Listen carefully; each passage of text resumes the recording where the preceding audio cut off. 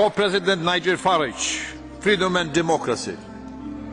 Thank you. Mr Barroso, you told us this morning that the European Union is an inspiration, and whilst you admitted to there being one or two little economic problems, you made it perfectly clear that jobs and growth were to follow, that everything's going well. In fact, you painted a vision that a new period of European renewal is upon us. Now, as a former communist yourself, you probably remember the old Soviet leaders getting up to give their speeches and telling everybody that there was a record harvest or that tractor production figures were terribly good. And they, of course, believed that history was on their side. In fact, President Khrushchev got up and said to the West, "We will bury you." You know, so much did he believe in his own union. Well, now, of course, we look back at that and we laugh. And I think in our tomorrows, people will look back at you and they will say, how on earth did this unelected man get all of this power?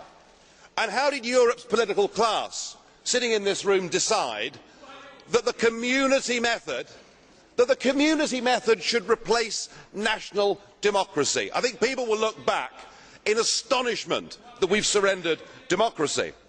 But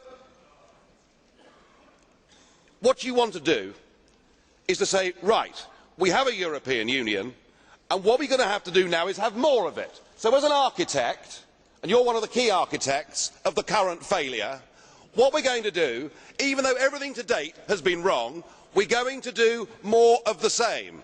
Now, I thought that was a definition of madness.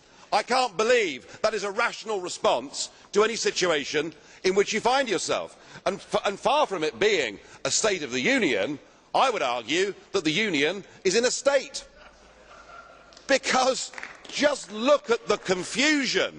We've got you as the President of the European Commission, we've got a President of the European Parliament, we've got my old friend Herman Van Rompuy, who is the permanent President of the European Council, we've got the Poles, they're now presidents temporarily of the European Council, we've got presidents all round this room, goodness me, even I'm a president. I mean, I'm not sure what the collective noun for presidents is, perhaps an incompetence, I don't know. But certainly when you take away democratic accountability, it's clear nobody really is in charge. And it's developing as a union of intolerance. Anybody that stands up here and dares to give a political view that is different to the received wisdom is written off as mad, insane, violent, fascist. We've heard it for years from these people. And the intolerance is so deep that when we get referendums in France, the Netherlands and Ireland that reject your view, you see it as a political class as a problem to be overcome. So I'm very worried about the whole root of this union. There is a new nationalism that is sweeping Europe.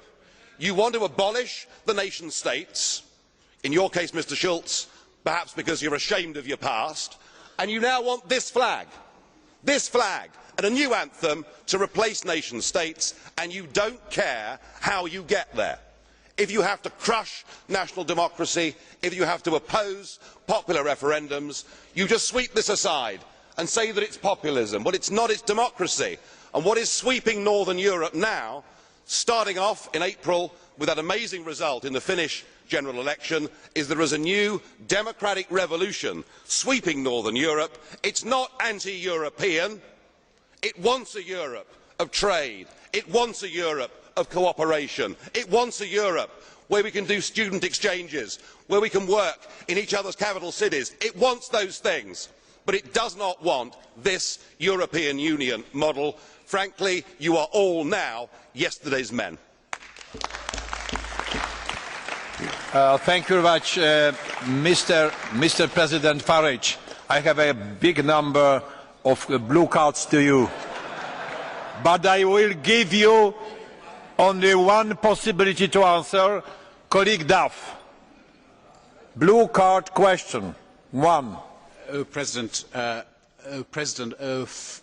Farage, what, pray, is the answer, your answer, of Little Britain to the challenges of globalisation?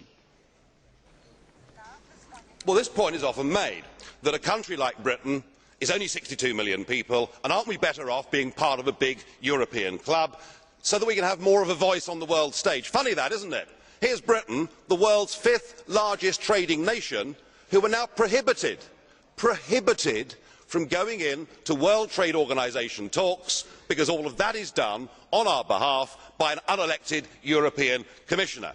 And the answer actually, Mr Duff, is that an independent Britain that trades and cooperates with her European neighbours in an age of globalisation would be able to forge her own trade relationships across the world, and it would make sense for a country like ours to start off with the English speaking world, who share common law, our own kith and kin in the Commonwealth, who we turned our backs on so shamefully.